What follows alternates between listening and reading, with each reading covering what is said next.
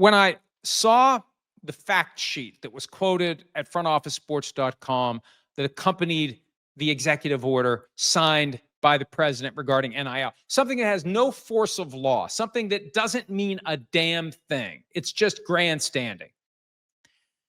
It's clearly aimed at hurting the players and helping the programs. This notion of excessive litigation, excuse me, that was the quote in the fact sheet. You know why there was excessive litigation? You know why? Because for decades, the NCAA and its members exploited players in violation of the federal antitrust laws. And finally, someone woke up and did something about it and filed lawsuits to enforce the antitrust laws because the schools were breaking them. They created the NCAA as this quasi-legitimate umbrella to allow them to say to their players, boy, we'd love to pay you, but we can't. NCAA rules. We'd love to give you that, but we can't. NCAA rules. So all of these independent businesses, and college is a business. I know it's this grandiose academia nonsense. Yeah, and then you get the bill. It's a business. It's a business masquerading as something with a higher ideal. It is across the country. It's what it is.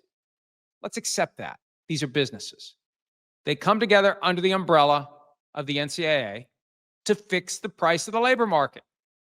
So it finally blows up in the faces of the NCAA and its member institutions. And now the NCAA and the schools want the other two branches of the federal government to save their ass instead of doing it themselves. If they do it themselves, they need a union. They don't want the union. Why? Because they don't want the players to collectively have power over the coaches, who are the emperors of all of these various towns where college programs are.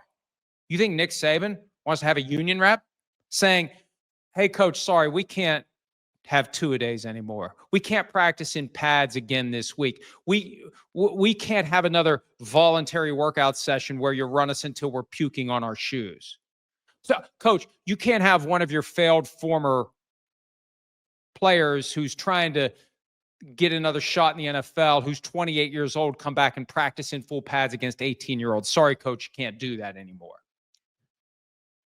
Bill Belichick loves college football. There's no restrictions on anything. Practice them as hard as you want to practice them.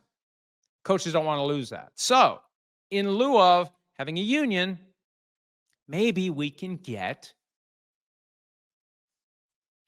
Congress and or the president to help us out. And that's what they're doing. And the players are going to lose. And the players don't have a voice. They don't have a collective body that can push back. Who's lobbying for the players? Where's the group funded by the players that lobbies for the players? It's non-existent. So this is so predictable. You have primarily Republican House and Senate. And I'm sorry, folks, I'll stick to sports. Look,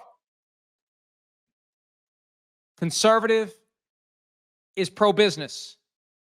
Liberal, progressive, whatever label that hasn't been turned into a bad word by conservative media, whatever label you want to apply, they're pro-individual. But there's no lobby to go and try to create a groundswell to protect the players. And would it matter? Because again, currently the makeup of the government is it's more likely for the institutions to get what they want. And look at the reporting on the executive order on NIL. It's meant to limit what the players are making. We're in a capitalist society. I thought the idea was get paid what you can get paid for what your skills and abilities are. Capitalize. It's not the cap in capitalism isn't cap their earnings. Although from the business side, yeah, anything we can do to legitimately or illegitimately limit what we have to pay people, let's do it. And that's what they're trying to do. And it just bugs me.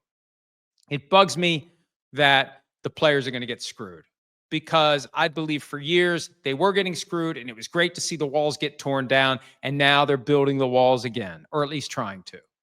Hopefully it won't work.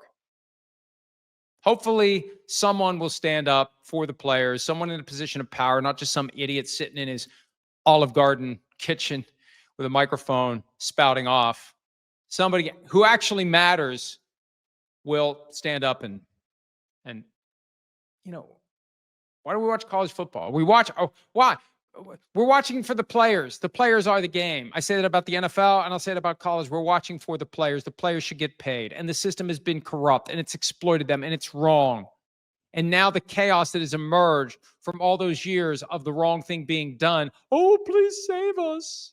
Please save us. Hi, it's Mike Florio. Thanks for watching PFT on YouTube. Hit subscribe for the latest news and analysis from Pro Football Talk.